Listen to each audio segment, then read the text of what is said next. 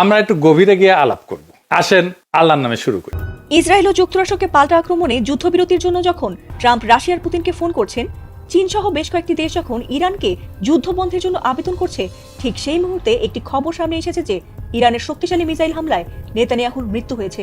আর এই খবর যখন বর্ণনা করছেন মার্কিন এক গোয়েন্দা কর্মকর্তা, তার বরাত দিয়ে ইরানের বেশ কিছু গণমাধ্যমও নেতানিয়াহুর নিহতের খবর প্রকাশ করেছে। ইরানের হামলায় নেতানিয়াহুর ভাই এবং তার দেশের বেশ কিছু ঊর্ধ্বতন কর্মকর্তার নিহতের খবর বর্ণনা করেছেন এই মার্কিন কর্মকর্তা স্কট রিডার। তিনি জানিয়েছেন কিভাবে ইরানের ভয়াবহ হামলায় কোনোভাবেই প্রতিরোধ করতে পারছে না ইসরায়েল, কিভাবে শক্তিশালী হামলায় নেতানিয়াহু সহ তার ভাই নিহত হয়েছেন। যদিও এই যুদ্ধে ইরানের সবচেয়ে বেশি ক্ষতি হয়েছে, তারপরও তাদের পাল্টা আক্রমণে ইসরায়েলের আয়রন ডোম ধ্বংস হয়ে যাওয়ার পর দিশেহারা হয়ে পড়েছে ইসরায়েলি বাহিনী। ঠিক যুদ্ধের এমন মুহূর্তে ইসরায়েলের প্রধানমন্ত্রী বেনিয়ামিন নেতানিয়াহুর মৃত্যু যেন ইরানের কাছে ইসরায়েলের পরাজয় ঘটার মতোই খবর। ইসরায়েলের সিজারিয়ায় অবস্থিত নেতানিয়াহুর পারিবারিক বাড়িতে নতুন করে ব্যালিস্টিক মিসাইল হামলা চালিয়েছে ইরান। আর সেই হামলায় এবার ইসরায়েলের প্রধানমন্ত্রী বেনিয়ামিন নেতানিয়াহু ও তার ভাই ইদ্দো নেতানিয়াহু নিহত হয়েছে বলে জানিয়েছেন স্কট রিডার। এমনকি সেই হামলায় ইসরায়েলের জাতীয় নিরাপত্তা মন্ত্রী ইতামার বেন-গাভিরও গুরুতর আহত হয়ে হাসপাতালে আছেন, আর তার বাঁচার সম্ভাবনাও নেই, এমনটাই জানা গেছে এই গোয়েন্দার বরাতে। সম্প্রতি তিনি রাশিয়া সংবাদ মাধ্যম আরটিকে দেওয়া এক সাক্ষাৎকারে এসব দাবি করেন। সেই সাক্ষাৎকারে তিনি আরও দাবি করেছেন যে ইসরায়েলের সম্পূর্ণ ক্ষমতা দখল করতে চলেছে ইরান, আর এটাই এই যুদ্ধের বাস্তবতা বলেও জানিয়েছেন তিনি। এছাড়াও তার নামে একটি এক্স অ্যাকাউন্ট থেকে এসব তথ্য জানা গেছে, আর সেই এক্স পোস্টের বরাতে এক প্রতিবেদনেও তাদের নিহত হওয়ার বিষয়টি জানিয়েছে ইরানের তাসনিম নিউজ। যদিও তাদের প্রতিবেদনে স্কট রিডারের এক্স পোস্টের বরাত ছাড়া আর কোনো প্রমাণ হাজির করা হয়নি। এমনকি যে অ্যাকাউন্ট থেকে এই পোস্ট করা হয়েছে সেটি আদৌ স্কট রিডার ব্যবহার করেন কিনা সেটি এখনো নিশ্চিত হওয়া যায়নি। এছাড়াও প্রধানমন্ত্রী দপ্তরের রেকর্ড বলছে নেতানিয়াহুর নামে সর্বশেষ যে বিবৃতিটি দেওয়া হয়েছিল সেটি গত 7 মার্চ। এরপর থেকে এখনো পর্যন্ত জনসমক্ষে প্রকাশ্যে দেখা যায়নি নেতানিয়াহুকে। এমনকি এ ব্যাপারটি ভুয়া বলে উড়িয়ে দিয়ে সোমবারের একটি ছবিও প্রকাশ করেছে ইসরায়েল, কিন্তু সেটিকেও এআই বলে দাবি করছেন নেটিজেনরা। আর তাতেই বাড়ছে জল্পনা, তাহলে কি সত্যি নিহত হয়েছেন নেতানিয়াহু? আর যদি বেঁচেই থাকেন তবে তিনি যে মরেননি এমন কথা প্রকাশ্যে এসেই বোধহয় তাকে এবার খোলাসা করতে হবে বলে মনে করছেন বহু মানুষ। প্রেসিডেন্ট ডোনাল্ড ট্রাম্প অত্যন্ত বিচলিত, নার্ভাস এবং যুদ্ধ বন্ধ করার জন্য একেবারে উদ্গ্রীব। ট্রাম্প ইদানিং এত উল্টো পাল্টা কথা বলছেন, পরস্পর বিরোধী। একটা কথা বলার কয়েক ঘন্টা পরে উনি অন্যত্র যে কথা বলছেন তার সঙ্গে আগের কথার কোনো সামঞ্জস্য নেই, সম্পর্ক নেই। এবং তিনি বললেন যে যুদ্ধ তো প্র্যাকটিক্যালি শেষ হয়ে গেছে, আমরা এখন যুদ্ধ বন্ধ করার পরিকল্পনা করছি, আমাদের যে টার্গেট আমরা ওগুলো অ্যাটেইন করেছি। সঙ্গে সঙ্গে তার প্রতিরক্ষা মন্ত্রী তিনি কি বললেন? তিনি বললেন যে পিটার হেগসেথ, তিনি বললেন যুদ্ধ তো এখনো শুরুই হয়নি। প্রেসিডেন্ট বলছেন যুদ্ধ শেষ, প্রতিরক্ষা মন্ত্রী বলছেন যুদ্ধ শেষই হয়নি। তারপরে ইরানের এবং ইসরায়েলের যদি তুলনা করি আমরা, ইসরায়েলের এবং আমেরিকার ক্ষয়ক্ষতির খবর, মানে তেল আবিব সরকার এবং ওয়াশিংটন সরকার খুব কৌশলের সঙ্গে সেগুলো ব্ল্যাক আউট করে রেখেছে। স্বয়ং আমেরিকানরা পর্যন্ত জানে না যে তাদের কত ক্ষয়ক্ষতি হয়েছে। তাদেরকে বলা হচ্ছে 8 জন সৈনিক মারা গেছে এবং আমরা বিজয়ের দ্বার প্রান্তে, ইরানের সবকিছু ধ্বংস করে দেয়া হয়েছে। কিন্তু আমরা নিরপেক্ষ পর্যবেক্ষক এবং ভিডিও এবং ছবি দিয়ে যা দেখি তাতে দেখা যাচ্ছে তেল আবিবের অবস্থা এখন প্রায় ধ্বংসপ্রাপ্ত গাজার মতো। এবং যেটা আমি গতকাল বলেছি, ইসরায়েলের প্রায় 70% লোক একাধিক পাসপোর্টধারী, তারা যুদ্ধ শেষ হওয়ার পরে পালিয়ে যাবে, যেমন অলরেডি তাদের একজন মন্ত্রী পালিয়ে গেছে। এখন মোদ্দা কথা, যেটা টাইটেলে আজকে বলেছি, ইরান চাইছে যুদ্ধ দীর্ঘায়িত করতে, আর ট্রাম্প এবং নেতানিয়াহু এখন কিং কর্তব্য বিমূঢ়। তারা যুদ্ধ বন্ধ করতে চান, কিন্তু নতুন নেতা ইরানের সুপ্রিম লিডার মুজতবা খামেনি প্রথম দিনই যে বক্তৃতা দিলেন জ্বালাময়ী বক্তৃতা যে আমরা কোনোভাবেই যুদ্ধ বন্ধ করব না এবং আমাদের শত্রুদের আমরা নিশ্চিহ্ন করে দেব, যে কোনো মূল্য আমরা দিতে আমরা প্রস্তুত।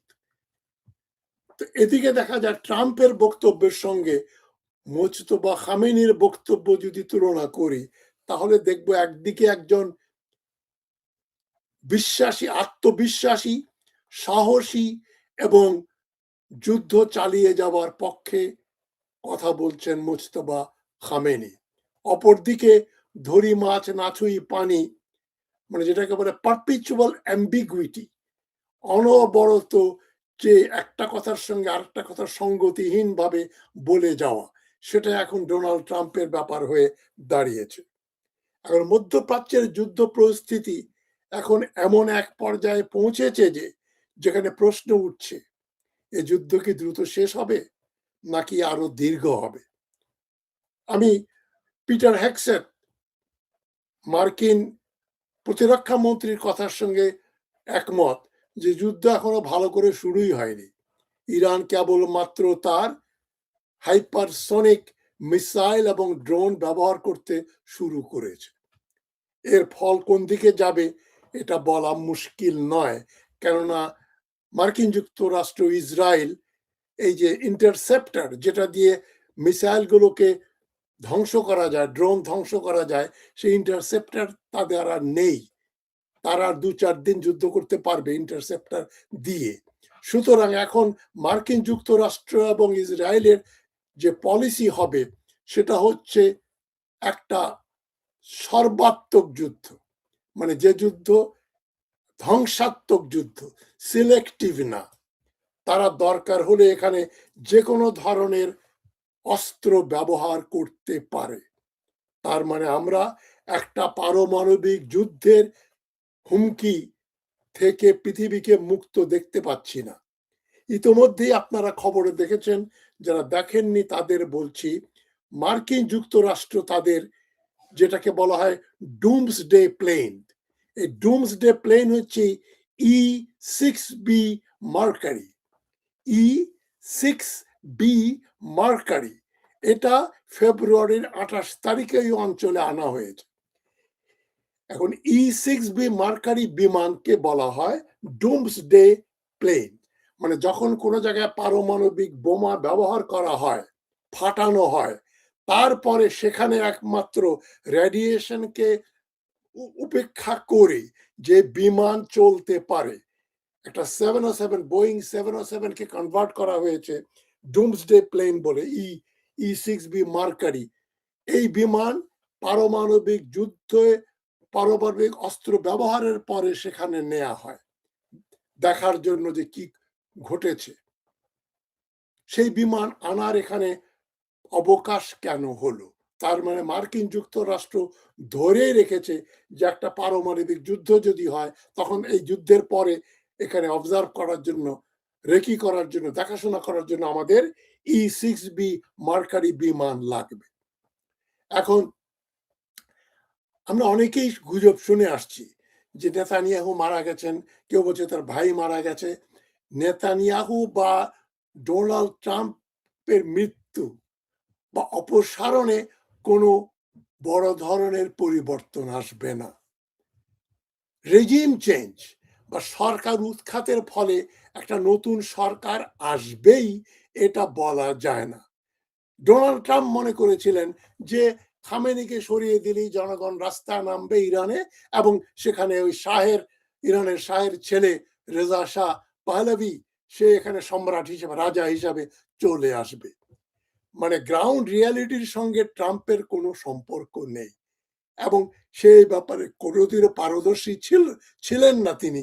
তাকে কিছু লোক যা বলে সে কথা শুনে উনি কথা বলেন, এবং তারা যখন অন্য কথা বলে তখন তিনি তাদের কথার সঙ্গে তাল মিলিয়ে অন্য কথা বলেন।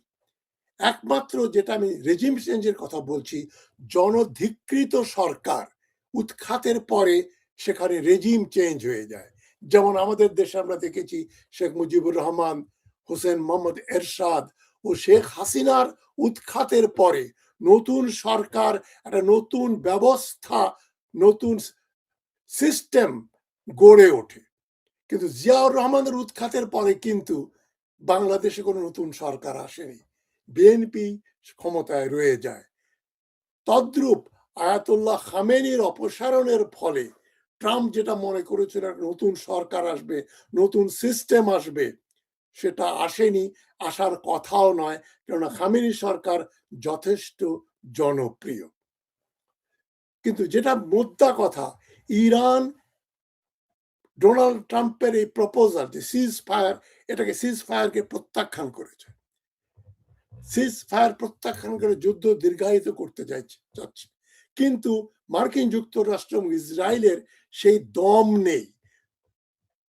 যে যুদ্ধ যে দীর্ঘায়িত হবে, সেই যুদ্ধে টিকে থাকার মতো তাদের যে ইরানিয়ান মিসাইল, ইরানের তো বিমান বাহিনী নেই, মিসাইল দিয়ে সেই বিমান বাহিনীর শূন্যস্থান পূর্ণ করেছে আরো সফলভাবে।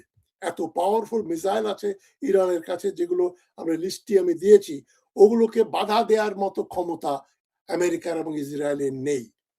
সুতরাং যুদ্ধটা আপাত দৃষ্টিতে মনে হচ্ছে ইরান বনাম আমেরিকা ও ইসরায়েল, কিন্তু ইরান গালফ কান্ট্রিগুলোকে নিউট্রালাইজ করে দিয়েছে, মার্কিন ঘাঁটিগুলো শেষ করে দিয়েছে। মার্কিন যুক্তরাষ্ট্রের এখানে আর কোনো অবলম্বন নেই যে ওই এলাকার থেকে কাউকে তার সাথে নিয়ে যুদ্ধ করার মতো কেউ নেই। সৌদি আরব বলেন, কাতার, বাহরাইন, কেউই ট্রাম্পের পক্ষে, ইসরায়েলের পক্ষে ইরানের বিরুদ্ধে যুদ্ধ করতে রাজি নেই। জনগণ তাদের বিরুদ্ধে, যেটা আমি আগেও বলেছি, ইরাকে এবং বাহরাইনে শিয়া মেজরিটি, এবং কুয়েতে এবং সৌদি আরবে বিরাট শিয়া জনবসতি বসবাস করে। সুতরাং শিয়াদের সেন্টিমেন্ট, জনগণের সেন্টিমেন্ট কে একেবারে ইগনোর করে তারা যুদ্ধ করতে যাবে ইরানের বিরুদ্ধে, এটা সম্ভব নয় আরব দেশগুলো। শুধু আরব দেশরা এই যুদ্ধ শেষ হওয়ার পরে কিভাবে ইরানের সঙ্গে সখ্যতা বৃদ্ধি করা যায়, খাতির করা যায়, সে চেষ্টাই করবে। কেননা এই অঞ্চলে যে তেল হচ্ছে তাদের প্রধান এক্সপোর্ট, কাতারের জন্য গ্যাস, এলএনজি, তার একমাত্র রাস্তা হচ্ছে gulf of strait of Hormuz, সেটা ইরানের নিয়ন্ত্রণে। মার্কিন যুক্তরাষ্ট্র এসেও সেটাকে ইরানের হাত থেকে ছিনিয়ে নিতে পারবে না। সুতরাং যুদ্ধ দীর্ঘস্থায়ী হবে, দীর্ঘমেয়াদী হবে, এবং দীর্ঘমেয়াদী যুদ্ধের জন্য মার্কিন যুক্তরাষ্ট্র চেষ্টা করবে যুদ্ধে জিততে। কেননা এখন জায়নিস্ট লবি আমেরিকাতে এত শক্তিশালী, তাদের কথা মতোই কিন্তু ট্রাম্প নড়াচড়া করছেন। সুতরাং ট্রাম্প মরে গেলেই এই যে মার্কিন পররাষ্ট্র নীতিতে একটা আমূল পরিবর্তন আসবে, সেটা ভাববার কোনো কারণ নেই। ট্রাম্পের যারা advisers, Zionist, hard code, die hard Zionist, যারা ইসরায়েল পন্থী, তাদের মধ্যে প্রথমে নাম করতে হয় জ্যারেড কুশনার। জ্যারেড কুশনার হচ্ছেন একজন ইহুদি এবং ডোনাল্ড ট্রাম্পের জামাতা। তাকে ভার দেওয়া হয়েছিল গাজাতে তিনি ডেভেলপমেন্ট প্রজেক্ট করবেন, ক্যাসিনো বানাবেন, রিসোর্ট বানাবেন, প্রপার্টি ডেভেলপ করে বিক্রি করবেন। 2 নম্বর যার নাম বলা যায় লিন্ডসে গ্রাহাম। লিন্ডসে গ্রাহাম একজন সেনেটর, রিপাবলিকান পার্টির লিডার। তিনি ইসরায়েলের সঙ্গে তার খুবই ভালো সম্পর্ক, এবং ইসরায়েলের কথা মতোই তিনি ডোনাল্ড ট্রাম্পকে পরামর্শ দেন। তৃতীয় জায়নিস্ট যিনি, পিটার হেক্সেট, তিনি ইসরায়েলের একসময় অ্যাম্বাসেডর ছিলেন, উনি ইসরায়েলে বহুবার গিয়েছেন, এবং ইসরায়েলের সঙ্গে যে সম্পর্ক, তার কথা মতোই তিনি ইসরায়েলের কথা মতো ট্রাম্পকে ইনফ্লুয়েন্স করেন। এখন বর্তমানে যে ইসরায়েলে মার্কিন রাষ্ট্রদূত আছেন, মাইক হাকাবি একসময় প্রেসিডেন্সিয়াল নির্বাচনে দাঁড়িয়েছিলেন, আপনাদের মনে আছে। তিনি একজন জায়নিস্ট এবং গ্রেটার ইসরায়েলে বিশ্বাস করেন, এবং পিটার হ্যাকসেট গ্রেটার ইসরায়েলে বিশ্বাস করেন। মার্কো রুবিও গ্রেটার ইসরায়েলে বিশ্বাস করেন এবং ট্রাম্পের একজন উপদেষ্টা। স্টিভ উইটকফ, তিনিও একজন জায়নিস্ট। তার মানে এখন চারদিকে জায়নিস্টরা ডোনাল্ড ট্রাম্পকে ঘিরে রেখেছে। এখন জায়নিস্ট এবং এই যে কট্টর ডানপন্থী যারা আমেরিকাতে আছেন, তারা কিন্তু কেউই চায় না ইসরায়েল রাষ্ট্রটা ধ্বংস হয়ে যাক। এটা তাদের ধর্মীয় বিশ্বাস এবং রাজনৈতিক আদর্শের একটা অংশ যে ইসরায়েলকে টিকিয়ে রাখতেই হবে। এখানে বড় বড় ব্যাংকার, বড় বড় টাকা পয়সার কথা আমরা বলছি, যে জন্য আপনি দেখেন কারা তাদের পৃষ্ঠপোষক। নেতানিয়াহুর পৃষ্ঠপোষক কারা, কি জন্য ইসরায়েল সৃষ্টি করা হয়েছিল, এগুলো আমি আরেকদিন আলোচনা করব। ইতিহাসের ব্যাপারটা, ইতিহাসটা একটু আপনাদের জানা দরকার। তবে এখন পৃথিবী পোলারাইজড হয়ে গেছে। ইরান যুদ্ধ করছে একটা প্রক্সি ওয়ার। এই প্রক্সি ওয়ারের মূল প্লেয়ার হচ্ছে চীন, রাশিয়া আর আমেরিকা এবং ইসরায়েল। ইরান এখানে ইচ্ছা করলেই একটা বিরাট ভূমিকা পালন করতে পারে না, এবং ইরানের একটা এক্সিস্টেন্সিয়াল ব্যাপার, তার টিকে থাকার প্রশ্ন এখানে। কেননা মার্কিন যুক্তরাষ্ট্র এবং নেতানিয়াহু চায় ইরানকে ভেঙে চুরে অনেক ভাগে ভাগ করে দেয়া। সেটা ইরান নামে কোনো রাষ্ট্র থাকবে না, এই পরিকল্পনা। এবং ইসরায়েলও মনে করে যে তারা যে আদর্শ নিয়ে এখানে প্রতিষ্ঠিত হয়েছে, সেই 1896 থেকে তাদের পরিকল্পনা। এ ব্যাপারে পরে আলোচনা করব যে একটা জুইশ স্টেট হবে। এর পেছনে সাম্রাজ্যবাদীদের একটা চেতনা কাজ করেছে, এবং এই সাম্রাজ্যবাদ নতুন রূপে এখন প্রকাশিত হয়েছে। আপনাদের নব্য সাম্রাজ্যবাদ কি জিনিস সেটা বুঝতে হবে, এবং সেজন্যই ইসরায়েল এবং ইসরায়েলের টিকে থাকাটা নব্য সাম্রাজ্যবাদীদের জন্য এসেনশিয়াল, যাতে ছোট ছোট দেশগুলোকে, তেল সমৃদ্ধ দেশগুলোকে কন্ট্রোলে রাখা যায়। কিন্তু ইরান তার ভৌগোলিক অবস্থান এমন, তার রাজনৈতিক আদর্শ এমন, এবং ডিটারমিনেশন, জনগণের যে যুদ্ধ চালিয়ে যাওয়ার যে স্পৃহা, যখন তেহরানে বোমা পড়ছে, হাজার হাজার লোক দিনের বেলা এবং রাতের বেলায় সেখানে ডেমনস্ট্রেট করছে, রাস্তায় তারা ঘুরে বেড়াচ্ছেন এবং স্লোগান দিচ্ছেন ইসরায়েল বিরোধী, আমেরিকা বিরোধী। তাদের স্পিরিটটা অনেক হাই। ইসরায়েলে কিন্তু আমরা ওই ব্যাপার দেখতে পাচ্ছি না। ভাঙাচোরা বাড়িঘর রয়েছে, জনগণ জন জন জনগণ রাস্তায় নেই, তারা বাংকারে লুকিয়ে আছে বা অন্যত্র, তাদের দেখা যাচ্ছে না। শুধু ধ্বংসপ্রাপ্ত দালান কোঠা দেখা যাচ্ছে তেল আবিবে বা হাইফায়। এবং ইরান একাধিক ফ্রন্ট খুলেছে। ওইদিকে আপনার হিজবুল্লাহকে নিয়োগ করেছে উত্তর ইসরায়েলে বাধা দেওয়ার জন্য, আক্রমণ করার জন্য, এবং হিজবুল্লাহ শক্তি 1,00,000-এর মতো, 1,00,000 ফাইটার।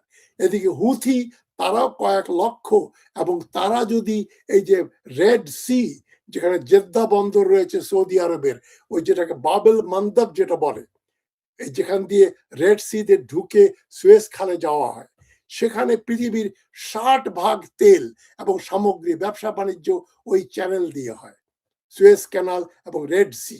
সেটা হুথিদের মিসাইলের টার্গেটের ভেতরে, আয়ত্তের ভেতরে। একদিকে হুথি, আরেকদিকে আপনার হেজবুল্লাহ, আর গাজাতে হামাস কিন্তু মরে যায়নি, হামাসও রয়েছে। এদিকে ইরানিয়ান যে মিসাইল এবং ড্রোন, তারা এদেরকে ব্যতিব্যস্ত করে রেখেছে। ইরান এখন 1 টনের নিচের কোনো মিসাইল তারা ব্যবহার করছে না। তারা হাইপারসনিক মিসাইল তারা ব্যবহার করবে, 5 ম্যাক বা 7 ম্যাক শব্দের চেয়ে 5 গুণ 7 গুণ জোরে যে মিসাইল চলে 1 টন ওজনের, সেগুলো মারার জন্য ইন্টারসেপ্টার, সেগুলো মার্কিন যুক্তরাষ্ট্র ইসরায়েলের কাছে নেই। এখন একটা ম্যাভেরিক থট, যেটা কেউ চিন্তা করছেন না, আমি বলি অনেকে হয়তো চিন্তা করছেন যে যুদ্ধ এইভাবে চলবে না, মানে এক পক্ষ মার খেয়ে যাবে। যখনই মার্কিন যুক্তরাষ্ট্র দেখবে যে তারা আর এই যুদ্ধে বিজয় লাভ করতে পারছে না সহজে, তখন তাদের শেষ অবলম্বন যে বড় অস্ত্র, সে অস্ত্র তারা ব্যবহার করবে। তারা তো এতটা কনফিডেন্ট, গাজায় ইসরায়েল 70,000-এর বেশি মানুষ হত্যা করলো, প্রায় 30-40,000 শিশু ও নারী। সারা পৃথিবীর বিবেক জাগ্রত হলেও কেউ কিছু করতে পারেনি, এবং সুন্নি ওয়ার্ল্ডে, মুসলিম ওয়ার্ল্ডে কোন রকম প্রতিক্রিয়া হয়নি বললেই চলে। আরব লীগ বলেন, আর তুরস্ক বলেন, পাকিস্তান বলেন, বাংলাদেশ বলেন, মালয়েশিয়া, ইন্দোনেশিয়া, সবাই নিশ্চুপ। মার্কিন যুক্তরাষ্ট্র, আপনি দেখেন বাংলাদেশের ব্যাপারে দেখেন, ডক্টর ইউনূস বলেন আর বর্তমান সরকার বলেন, তারা মার্কিন যুক্তরাষ্ট্রের সঙ্গে কি চুক্তি করবে, জিনিস কিনবে, সেটা নিয়ে তারা ব্যস্ত।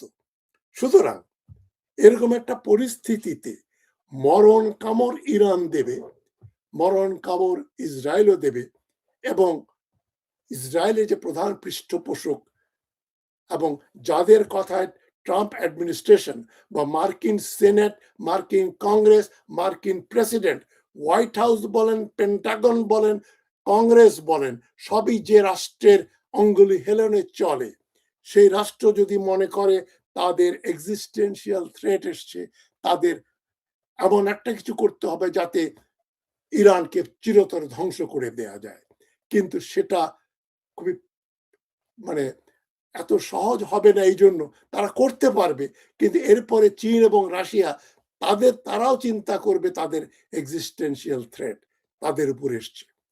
পারমাণবিক অস্ত্র যদি আমেরিকা ব্যবহার করে, তারপরে অন্য রাষ্ট্রগুলো বসে থাকবে না, তারাও ব্যবহার করবে, এবং মার্কিন যুক্তরাষ্ট্রের ভূখণ্ডেই সেই অস্ত্রগুলো ব্যবহৃত হবে। তো আমি এটা বলছি, আমার কথাগুলো মিথ্যা হলে, আমি বিফলে গেলেই আমি মানে মিথ্যা প্রমাণিত হলেই আমি খুশি হব। তবে আপনাদের চিন্তা আমাদের জানাবেন।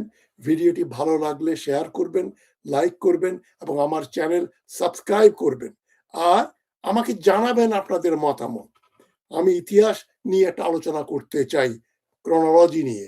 হুতি মানে আপনার হেজবুল্লাহ, হামাস, হুতি, ইসরায়েল, জায়নিজম, ইরান, সৌদি আরব, এই গালফ কান্ট্রিগুলো, এবং সেখানে সাম্রাজ্যবাদীদের কি ভূমিকা ছিল, ব্রিটেন, ফ্রান্স, এবং পরে মার্কিন যুক্তরাষ্ট্র, এগুলো নিয়ে আমি আলাদা আলাদা ছোট ছোট এপিসোড করব 10-12 মিনিটের জন্য।